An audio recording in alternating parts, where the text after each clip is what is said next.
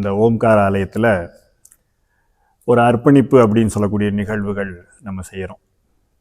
ஒரு 5 வகையான அர்ப்பணிப்புகள் நம்ம செய்கிறது வழக்கம்.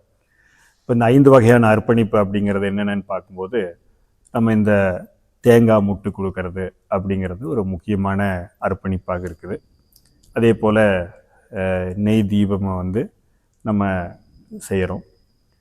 அதே போல் லலிதா சகஸ்ரநாமத்தை பாராயணம் செய்கிறது அப்படிங்கிறதும், 10 வகையான அபிஷேகங்களை நம்மளுடைய மகாமேரு இருக்கக்கூடிய யந்திரேஸ்வரிக்கு செய்யக்கூடியது. அதுபோல் ஸ்ரீ சுக்தம்னு சொல்லக்கூடிய தேவியுடைய அந்த வேத மந்திரங்களை நம்ம அவங்களுக்கு முன்னாடி பாராயணம் பண்ணுறதுன்னு சொல்லி, நம்ம ஒரு பிரார்த்தனைகளோடு இந்த ஓம்கார ஆலயத்துக்கு வரும் பொழுது இந்த 5 வகையான ஒரு அர்ப்பணிப்புகளை நம்ம செய்கிறோம். அடிப்படையாகவே நம்ம பார்க்கும் பொழுது இறைவனுக்கு அர்ப்பணம் பண்ணுறது அப்படின்னு சொல்லக்கூடிய ஒரு விஷயம் எப்பொழுதுமே பல்வேறு வகையாக நம்ம பேச வேண்டிய ஒரு விஷயம் அப்படின்னு நம்ம சொல்லலாம். அந்த அர்ப்பணிப்பு அப்படிங்கிறது நம்மளுக்கு என்ன அவசியம் வருது அப்படின்னு நம்ம பார்த்தோம்னா, ஒரு உள்ளார்ந்த பக்தியோடு நம்ம செய்யக்கூடிய ஒரு விஷயம். அது இறை அனுபூதியை உணர்றதுக்கான ஒரு வாய்ப்பை நமக்குள்ளே ஏற்படுத்தி கொடுக்கும் அப்படிங்கிறத தெரிஞ்சுக்கலாம். அப்போது ஒரு அர்ப்பணிப்பை நம்ம செய்கிறோம் அப்படின்னா அது ஒரு பிரதிபலனோட செய்கிறதுங்கிறது அடிப்படையான இருக்கக்கூடிய ஒரு விஷயம்தான். எந்த ஒரு அர்ப்பணிப்பும் பிரதிபலன் இல்லாமல் செய்கிறதுங்கிறது இல்லை. அப்போ நம்ம ஓம்கார ஆலயத்துக்குள்ளே இந்த 5 அர்ப்பணிப்பையும் நம்ம யந்திரேஸ்வரியோடைய சந்நிதியிலேயே நம்ம செய்கிறோம் அப்படிங்கிறத நம்ம தெரிஞ்சுக்கலாம். அப்போ இந்த அர்ப்பணிப்புகளை நம்ம செய்கிறதுக்கு காரணம் என்னென்னா, நம்ம ஒரு பக்தி பூர்வமாக அதை யோசித்து பார்த்தோம்னா, நம்ம இறைவனுக்கு ஒரு விஷயத்தை அர்ப்பணம் பண்ணுறோம், அல்லது படையல் செய்கிறோம், அல்லது நெய்வேத்தியம் பண்ணுறோம் அப்படின்லாம் வச்சுக்கலாமே. அப்போ நமக்குள்ளே இருக்கிற ஒரு கேள்வி என்ன அப்படின்னா, இறைவனுக்கு நம்ம கொடுத்து தான் அவர் திருப்தி அடையணும் அப்படின்னு இருக்கான்னு பார்த்தா, இந்த பிரபஞ்சமே அவர் உருவாக்குனது தான், அவருடைய படைப்பாக தான் நம்மளே இருக்கோங்கும்போது, நம்ம அதை செஞ்சு தான் அவரை திருப்திப்படுத்த முடியுமா, இல்லை அதில் சந்தோஷம் அடைஞ்சு நம்மளுக்கு ஒரு முழுமையை அவர் ஆசீர்வாதம் பண்ணிடுவாரா அப்படிங்கிற ஒரு கேள்வியை நமக்குள்ளே ஏற்படுத்திக்கிட்டோம்னா, அது கூட ஒரு வேடிக்கையான கதையாக சொல்லுவாங்க. என்ன சொல்லுவாங்க அப்படின்னா, நம்ம ஆட்கள் என்ன பண்ணுவாங்க, பெரும்பான்மையாக கோயிலுக்கு போவாங்க.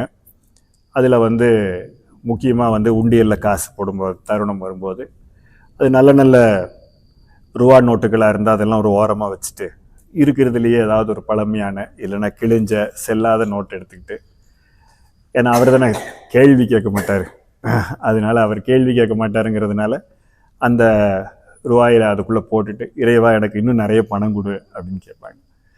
அப்போ இவங்க போடுறதோ கிழிஞ்ச காசு, செல்லா காசு, ஆனால் இவங்க கேட்குறதெல்லாம் கோடிக்கணக்கான பணம் அப்படின்னு வேடிக்கையாக நம்ம சொல்கிறது உண்டு.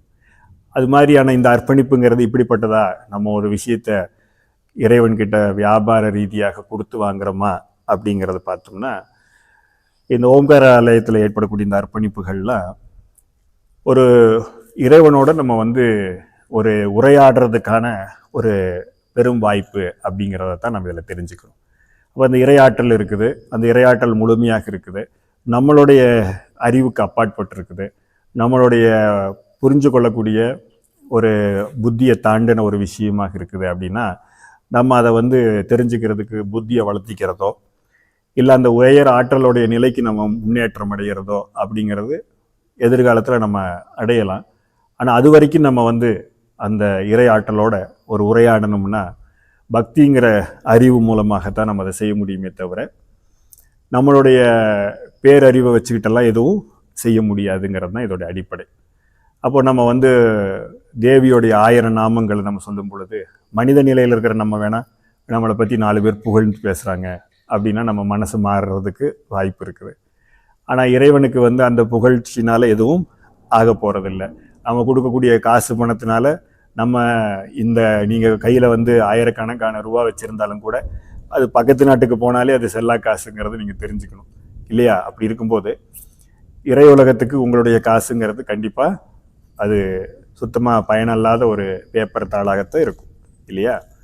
அப்போ அது மாதிரி இருக்கும் பொழுது இந்த அர்ப்பணிப்புங்கிறது எதுக்கு நம்ம செய்கிறோம் அப்படின்னு கேட்டால், இப்போ லலிதா சகஸ்ரநாமத்தை நம்ம சொல்கிறோம் அப்படின்னா ஒரு 40லிருந்து 45 நிமிடங்கள் அந்த இறைவனுடைய சன்னிதானத்தில் அந்த இறை ஆற்றலை வந்து உணர்ந்து அதில் இருக்கக்கூடிய அந்த தாளங்களை நம்மளுடைய மனது கேட்கும் பொழுது அது அந்த இறைவனுடைய ஒரு வார்த்தை அல்லது இறைவனுடைய பெயரை வந்து நம்ம உச்சரிக்கப்படும் பொழுது நமக்குள்ள வந்து ஏற்படக்கூடிய மாற்றங்கள் தான் இந்த அர்ப்பணிப்புக்கான தேவையாக இருக்குது அப்படின்னு நம்ம சொல்லலாம். அதே மாதிரி நமக்குள்ள இருள் இருக்குது அப்படிங்கும்போது அதை விளக்குறதுக்காக அது விலகி நம்மளுக்குள்ள ஒரு ஒளி பெருகணுங்கிறதுக்காக தான் நம்ம வந்து நெய் விளக்கு வைக்கிறோம் அப்படிங்கிறத நம்ம தெரிஞ்சுக்கலாம். இது போல் நம்ம சொல்லிக்கிட்டே போகலாம். அப்போ இறைவனுக்கு அந்த அர்ப்பணிப்பு செய்ய வேண்டிய அவசியம் என்ன? இறைவனோட தான் எல்லாமே அப்படின்னு ஏற்கனவே நான் சொன்னேன். அப்படி இருக்கும் பொழுது நம்ம ஏன் அர்ப்பணிப்பு செய்ய வேண்டியிருக்கு அப்படின்னா அதை பக்தி பூர்வமாக தான் புரிஞ்சுக்கிறதுக்கு முயற்சி செய்யணும். ஏன்னா அறிவுபூர்வமாக முயற்சி செஞ்சோம்னா அதுக்கு விடையே இருக்காது அப்படின்னு நம்ம சொல்லலாம். ஏன்னா நம்ம உங்களுடைய அறிவுக்காக நான் ஒரு விளக்கத்தை இப்போ சொல்லலாம். உங்கள் அறிவு வேறு மாதிரி மாற்றம் அடையும் போது அந்த விளக்கம் உங்களுக்கு பத்தாமல் போகலாம். ஆனால் பக்திங்கிறது ஒரு முறை நம்மளுக்கு வந்துருச்சுன்னா அது பெருக பெருக நம்ம அடிப்படையாக எந்த மாதிரியான பக்தி இருந்ததோ அந்த பக்தியோடைய நிலை மாறாமல் அதோட அளவு தான் பெருகும் அப்படிங்கிறத தெரிஞ்சுக்கலாம். ஆனால் அறிவுங்கிறது அப்படிப்பட்ட ஒரு சமாச்சாரம் இல்லைங்கிறத நம்ம தெரிஞ்சுக்கணும்.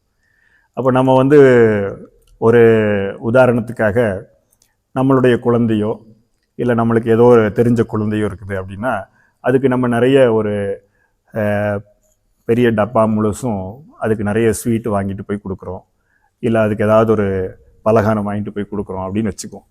அந்த குழந்தை வாங்கிட்டு ரொம்ப தேங்க்ஸ் அப்படின்னு கூட சொல்லாமல் அந்த டப்பாவை தூக்கிட்டு விடுன்னு ஓடிடுச்சுன்னு வச்சுக்கோங்க.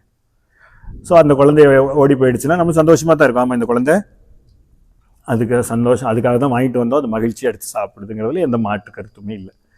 ஆனால் அந்த குழந்தை வந்து அந்த இனிப்பையோ பலகாரத்தையோ நம்ம கொடுத்த உடனே அதை வாங்கிட்டு அதை திறந்து நீங்கள் ஒன்று எடுத்துக்குங்கன்னு திருப்பி நம்மக்கிட்ட கொடுத்ததுன்னு வச்சுக்கோங்க.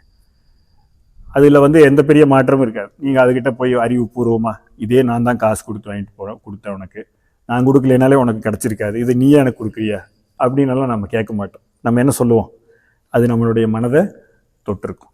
அது மாதிரி இறைவன் தான் இது எல்லாத்தையும் நமக்கு கொடுத்தாரு.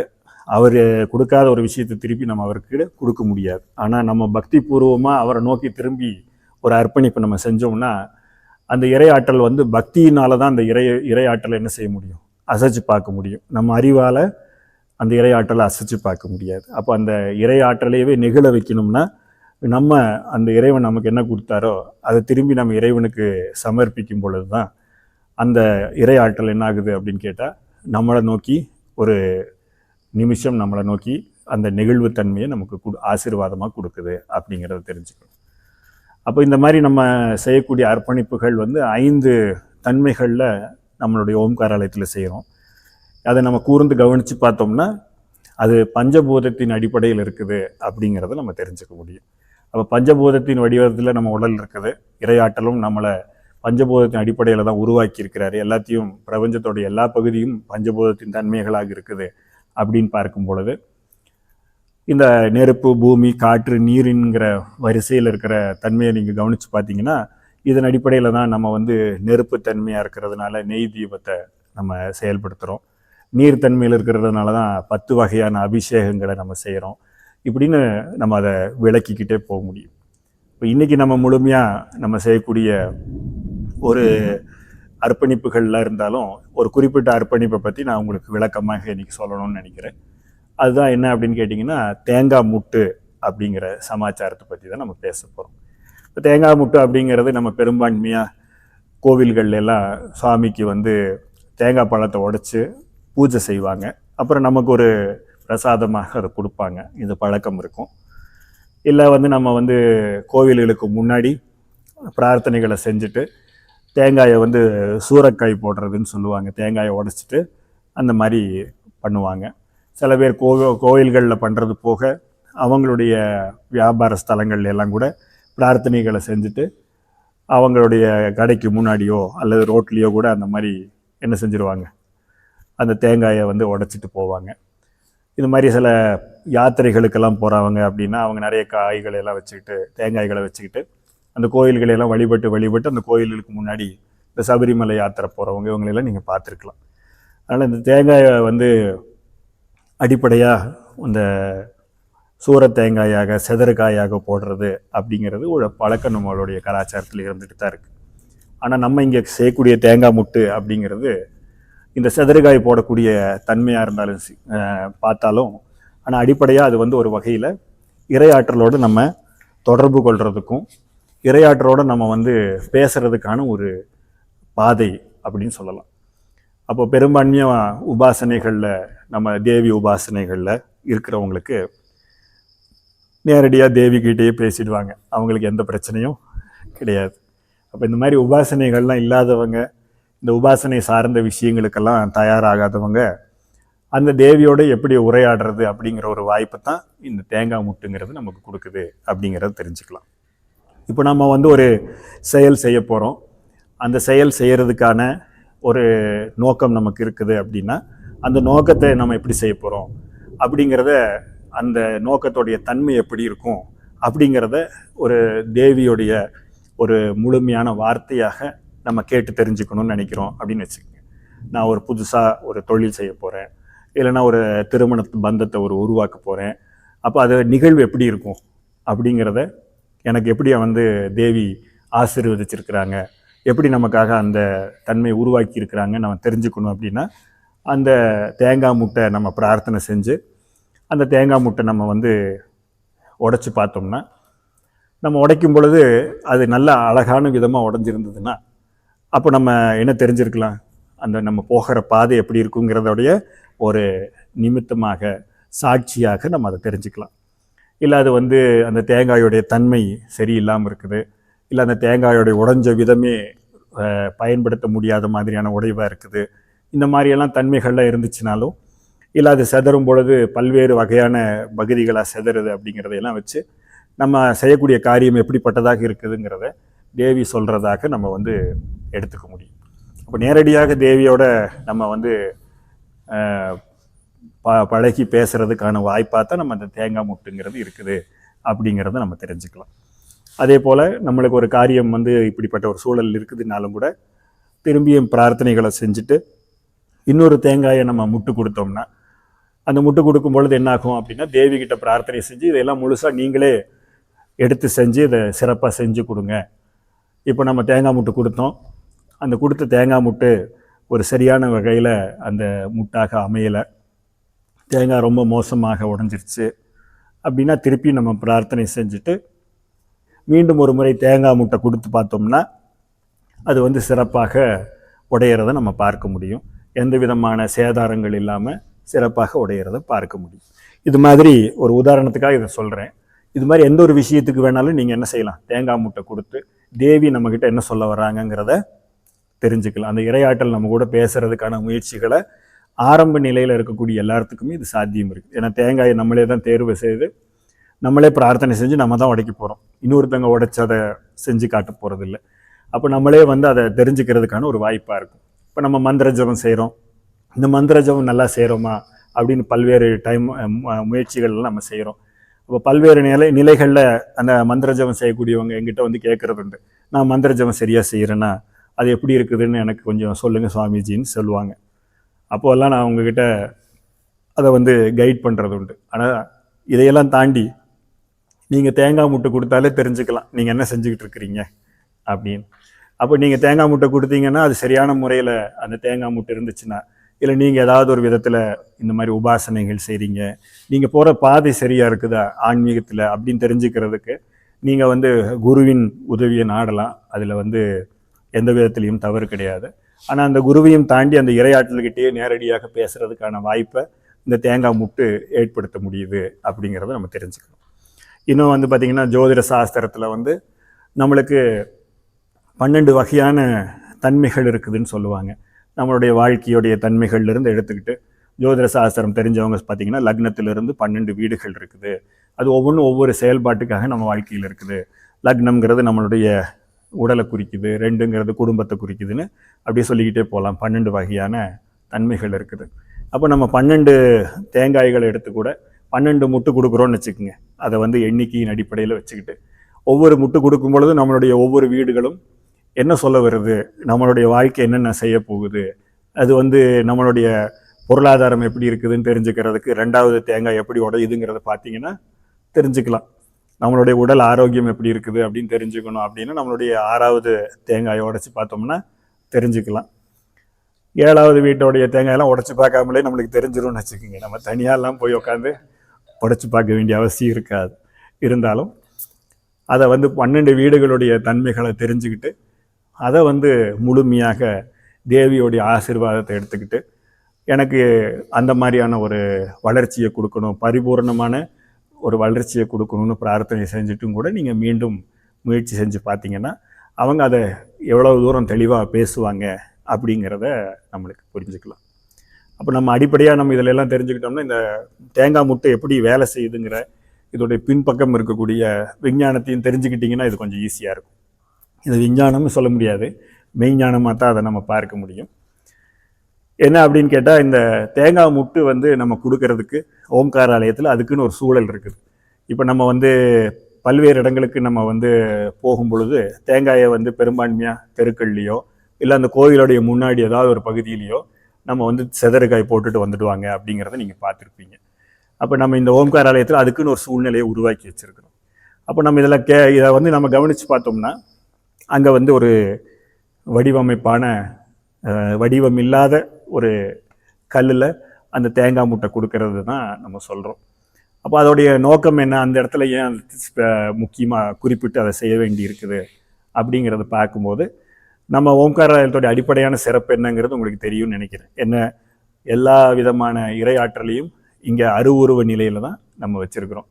அப்போ ஆதிநாதர் இங்கே அருவுருவ நிலையில் இருக்கிறாரு, தேவியும் இங்கே அருவுருவ நிலையில் இருக்கிறாங்க. அதனால் எல்லா விதமான இறையாற்றலும் இங்கே அருவுருவ நிலையில் செயல்பட்டுக்கிட்டு இருக்கிறாங்க அப்படிங்கிறது தான் இந்த வேதகால கோவிலுடைய முழுமையான தன்மைங்கிறது உங்களுக்கு தெரியும்.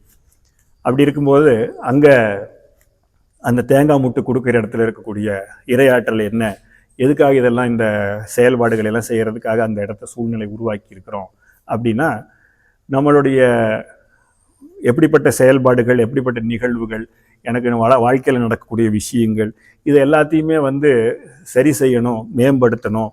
இல்லை ஒரு விஷயம் உங்கள் கர்ம வழியாக நடக்குது, அந்த கர்ம வழியாக நடக்கிற விஷயங்கள் இறையாற்றலுடைய ஒரு குறுக்கீடுனால ஒரு மாற்றத்தை நிகழ்த்தணும் அப்படிங்கிற தன்மையெல்லாம் பார்க்கும் பொழுது இறையாற்றல் நம்மளுடைய வாழ்க்கையவே மாற்றுறதுக்கான பேரன்போடு இருந்தாலும் கூட நம்மளுடைய மாயை, நம்மளுடைய கர்மாங்கிறது என்ன செய்யும்னா அதுக்கு உண்டான விளைவை, தக்க விளைவை ஏற்படுத்திக்கிட்டே இருக்கும். அதனால் இது இறையாற்றல் நம்மளுக்கு ஒரு எப்படி சொல்கிறதுங்க, ஒரு சின்ன விதையாகத்தான் நமக்குள்ளே இருக்குது. அது அப்படியே பல்கி பெருகி நம்மளுக்கு மரமாக, பூவாக, காயாக வந்துக்கிட்டு இருக்குது. அதிலிருந்து இன்னொரு மரம் வருதுன்னு சொல்லி ஒரு என்ன சொல்லுவாங்க ஆங்கிலத்தில் செயின் ஆஃப் ரியாக்ஷன்ஸ் சொல்கிறது தான் கர்மா நிகழ்ந்துக்கிட்டு இருக்குது. அப்போ இதோடைய ஆரம்ப புள்ளிக்கு வேணால் இறையாற்றலுடைய தன்மையாக இருக்கலாம், ஆனால் அது வளர்ந்து பெரிதாகிறதுக்கெல்லாம் நம்மளுடைய ஒவ்வொரு செயலும் காரணமாக இருக்குது.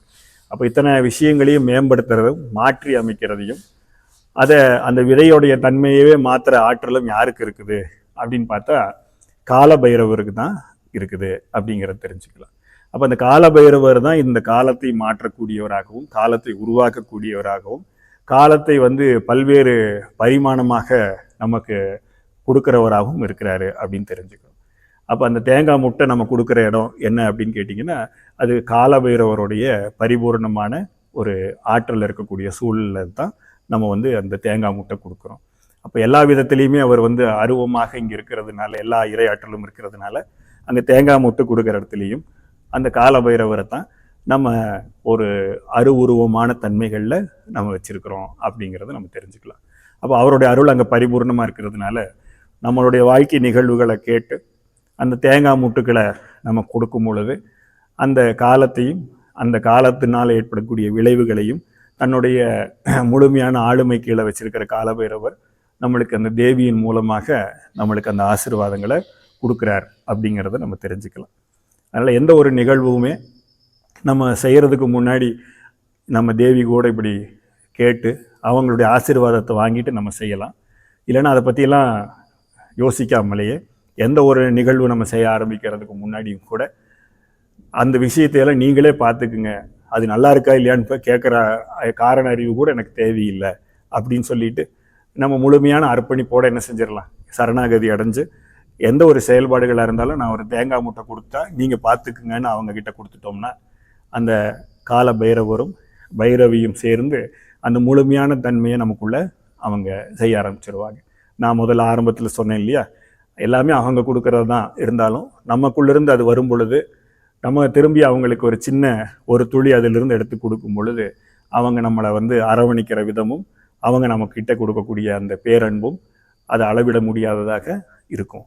அப்போ அந்த முழுமையான அந்த இன்பத்தை, அந்த முழுமையான ஆசீர்வாதத்தை உணர்றதுக்கு நம்மளுடைய அர்ப்பணிப்புகளில் ஒரு முக்கியமான அர்ப்பணிப்பாக இருக்கிறது தான் இந்த தேங்காய் முட்டு அப்படிங்கிறத நம்ம தெரிஞ்சுக்கலாம். இதே போல் வரக்கூடிய காலகட்டத்தில் நான் ஒவ்வொரு அர்ப்பணிப்பை பற்றியும் விலாவாரியாக உங்களுக்கு நான் விளக்குறேன்.